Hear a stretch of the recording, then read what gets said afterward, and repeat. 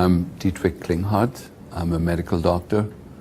I received my training in West Germany, and as a young doctor already moved to the US because I loved the United States.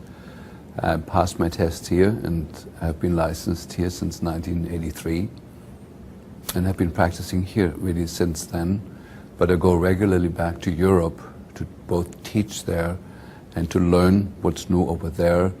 And so I'm being like a dual agent, bringing things that I learn here back to Europe and things that I learn in Europe back to here.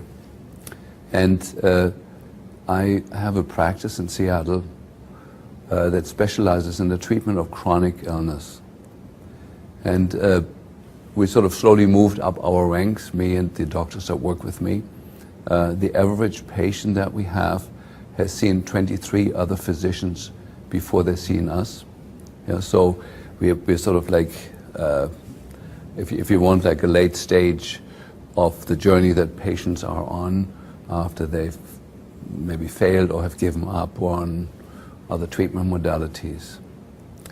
And so in that position, were also forced to look deeply into the causes of illness. And the main thing that we discovered is that illness is not a static thing, that the foundational causes of illness are now quite different from what they were 30 years ago or 35 years ago or 40 years ago. I graduated in 1975 from medical school, and none of the things I've learned in medical school have prepared me for what we see now in the medical practice. I teach a lot of medical students that come through my practice, both from naturopathic schools and from traditional medical schools and osteopathic medical schools. And I am aware that the teaching in the medical schools to a large degree is lagging behind the evolution of illness. Like when I graduated from medical school, we didn't have a single lecture in those 5.5 years on chronic fatigue or on chronic pain. All the lectures were on acute pneumonia, on rare fatty acid disorders, which we never will see in our whole life as a physician. But the things that we encounter now every day, we didn't have a single lecture on. And unfortunately, that hasn't changed very much since then. So I want to just, from the beginning, kind of say from a medical perspective, there's kind of two kinds of illnesses. There's the illnesses that have a name, the traditional illnesses like diabetes or hypertension. There is fractures, and there's appendicitis. And then there is the much larger amount of illnesses that really go without a name, where the people feel they've lost their zest, they lost their enthusiasm, they lost their sex drive, they lost their joy, they don't dance anymore, they don't sing anymore. They're still living, but they're living sort of like a half-life. And our experience, of course, with the patients that we see is that every patient that we see is in that category. The main symptom, if I would put it in two words, is loss of zest. So it's not that people are suicidal, they just have lost the vibrancy of life, the color, the smells, the excitement, the sensuality of it. And we see that everywhere where we look, we see the same picture. I visit a lot of other colleagues and other practices, both here in the US, Canada, and in Europe, and see the same picture there. And so we, over the years, tried to distill down what is it really that has changed in illness and what is causing this strange state that we're in, that we're observing worldwide. And we really were able to distill it down to just a few factors. The main one being people have increasing numbers of chronic infections. We don't see the acute pneumonia very often or the acute staph infection. Yeah, those exist. They usually end up in the hospital, and the hospitals are doing a good job with the acute stuff. But chronic infections are even denied by the medical community that they exist. Chronic Lyme disease, chronic mycoplasma infections, chronic Epstein-Barr infections. They're given sort of like a side, there's sort of like a sideline in the teaching and medical community and are not giving their true place because they seem to be active in almost everybody that we see. Chronic mold infection, chronic parasite infestation. Those things have been extremely rare when I graduated from medical school, and now it's our everyday discovery in our patients that are chronically ill that they have these things. And so when we look deeper, what is it that has changed in the last 15, 20 years that these chronic infections have become so prevalent? And what we discovered is very simple. It's the exposure to electromagnetic fields. The only thing that parallels the exponential increase in in chronic neurological illness, with the low-grade depression, the insomnia, the muscle aches and pains, and the fatigue, and the strange neurological symptoms with tingling, numbness, vibration in the body. That increases exponentially. The number of children to be diagnosed autistic doubles every 5 years now. There's no more an issue, well, are we overdiagnosing it? No, it doubles every 5 years. The only thing that parallels that increase is the increased exposure to man-made electromagnetic fields, largely in the high-frequency range. There's some exceptions that have also increased, but largely it's the high-frequency range from cell phone radiation, from the Tetra network that the police and other systems are using. The smart meters are the worst invention that we've followed in the last 2 years. There's absolutely devastating consequences that I will share with you. The only development that parallels the exponential increase that we observe in neurological disease is the exponential increase in exposure to man-made electromagnetic fields. So as a scientist, we don't have to look very far, but neurological disease, Parkinson's, MS, ALS, autism, learning disabilities in children, behavioral problem in children, that's all exploding exponentially. And the only thing that fits from an environmental perspective and from an epidemiological perspective is that this is the electromagnetic waves that are penetrating our body that are responsible for this. And fortunately enough, we have good science now. Over the past 80 years, more than 6,000 research studies have been published on the biological effects of electromagnetic radiation. The majority of these studies have shown biological damage being done. Of the many more recent advances in research, one notable study was published earlier this year by the University of Athens. The results over an 8-month period showed 143 proteins in the mammalian brain were altered after exposure to either a mobile phone or a DECT phone base, including proteins which have already been linked to Alzheimer's, glioblastoma, stress, and metabolism. Lead author Adamantia Fragipoulou states, "This study is anticipated to throw light in the understanding of health effects like headaches, dizziness, sleep disorders, memory disorders, brain tumors, all of them related to the function of the altered brain proteins." This permanently destroys and alters the manufacturing of these proteins, meaning it completely changes the human organism permanently. The DNA inside the cell is a booklet, an instruction booklet, how to make proteins. And we have about 120 to 200,000 different proteins that are in the cell or in the cell wall. The receptors, how the cell wall communicates with the outside environment is through proteins. And inside the cell, the manufacturing that each cell does of antibodies, of neuropeptides, of hormones, of cholesterol, of building blocks that the body needs to replace, used up body parts, that's all done by proteins. Even the physical structure of your body changes. We've seen a host of people that had normal body weight for 40 years or 50 years, and suddenly their weight exploded when the phone company put up the cell phone tower 200 yards from their house, not even that close, 300 yards from their house.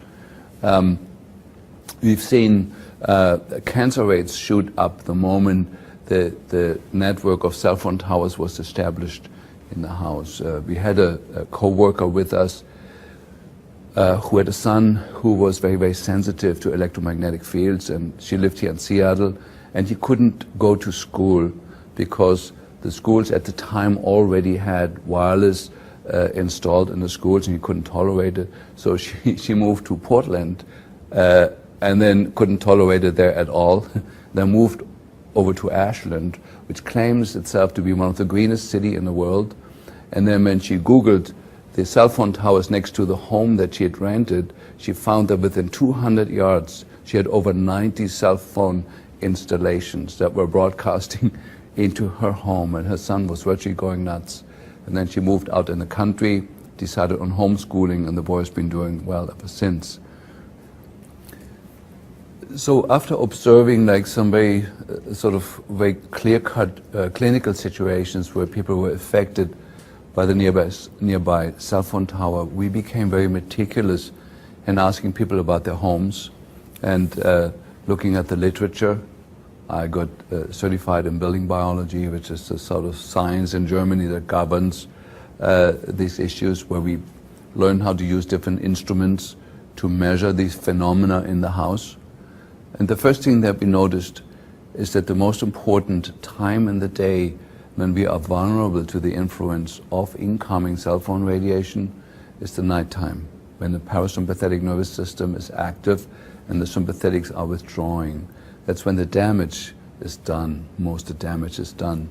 And so we moved very quickly in telling all our patients a set of instructions. So our patients have to turn off all the fuses at night.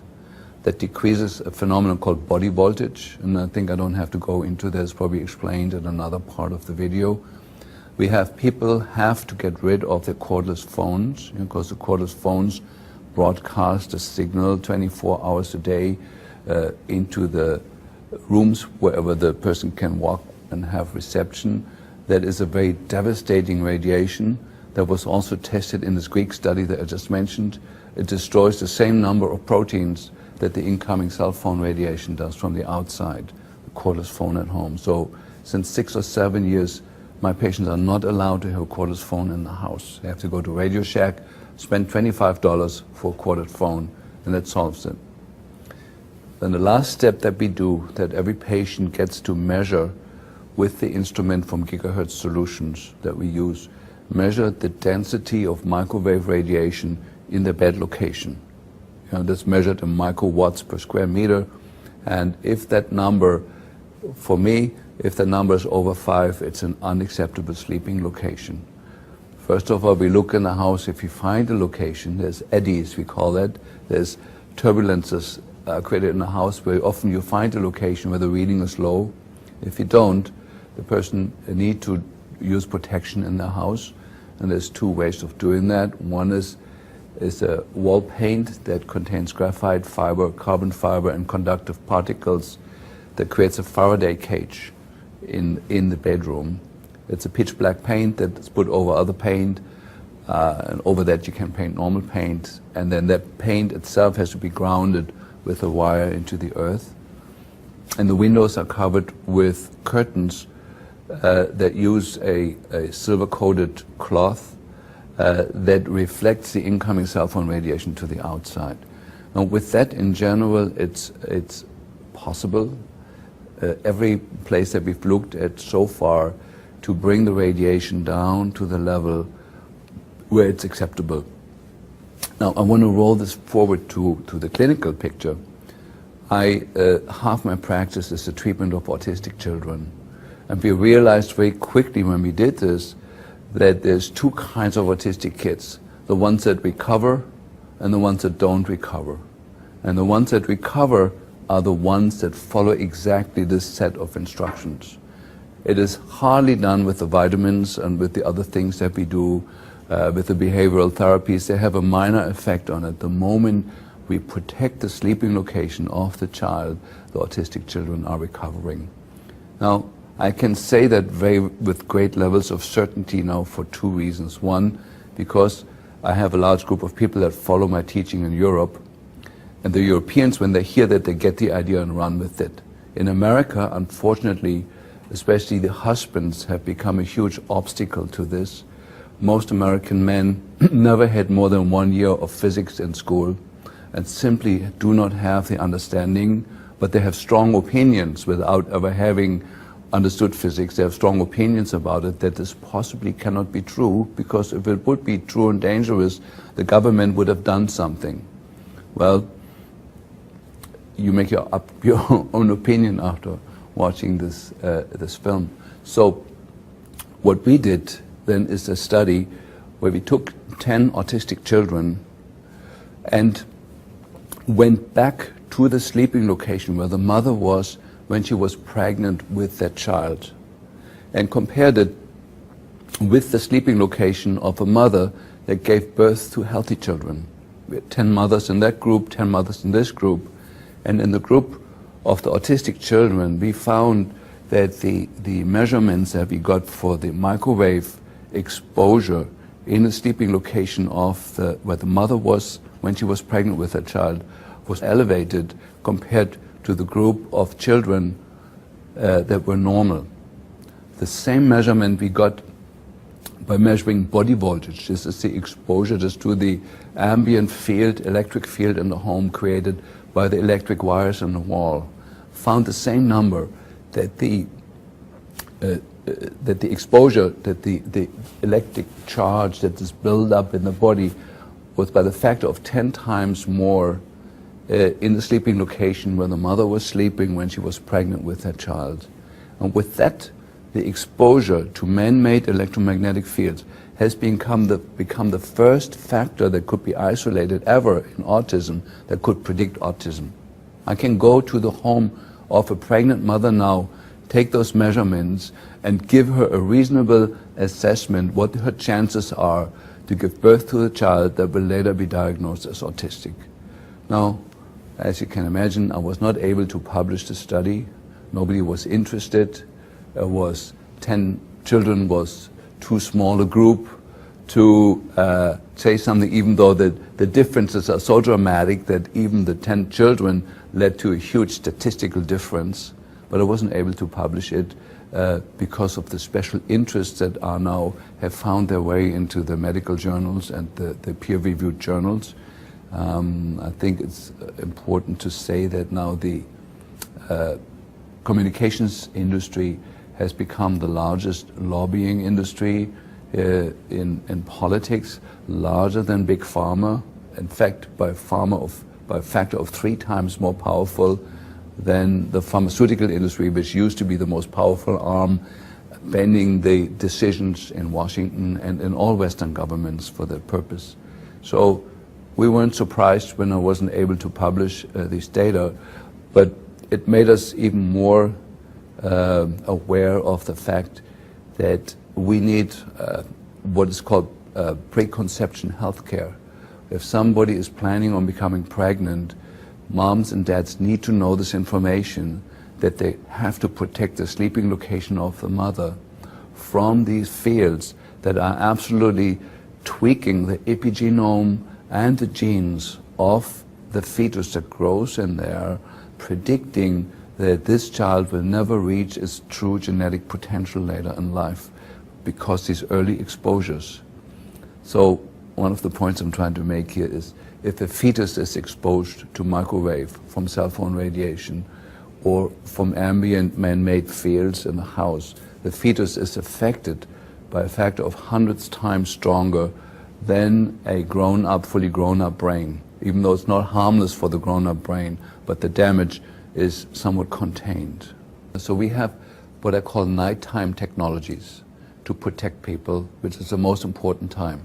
At nighttime, all the fuses have to be off. That means those fuses also switch off the breaker switch, also switches off the wireless internet, it switches off all telephone support systems, it switches off your alarm systems, which are equally bad, it switches off everything, every appliance inside the house. It probably does not switch off the smart meter.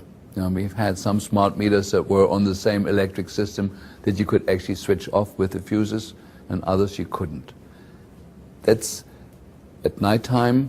You also need the protection from the incoming cell phone radiation. And for my patients, we do the earthing pad, where we carefully test out where we earthing it, where we grounding the wire that comes off that.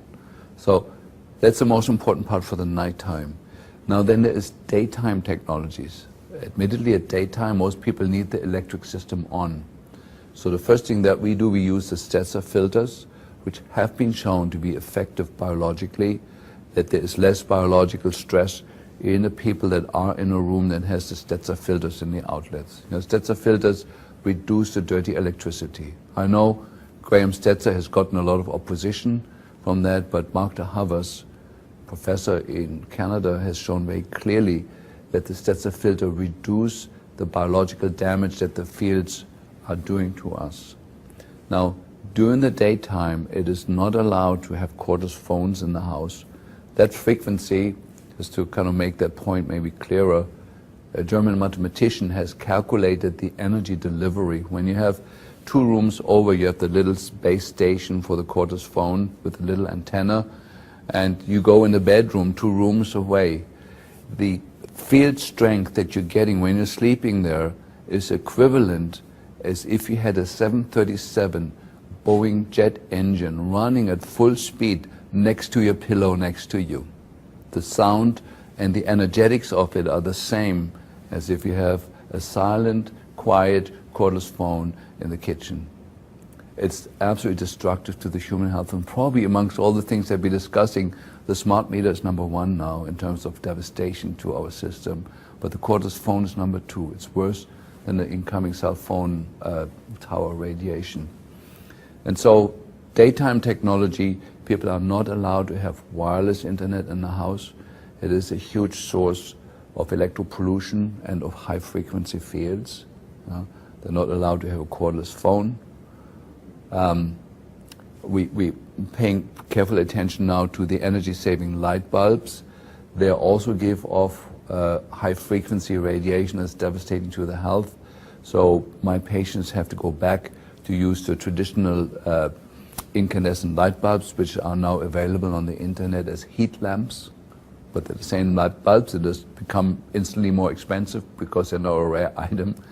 Or they have to pay more money and get LED lights into the house. But as a daytime technology, the new energy-saving light bulbs, the compact fluorescent lights, are a completely unacceptable technology.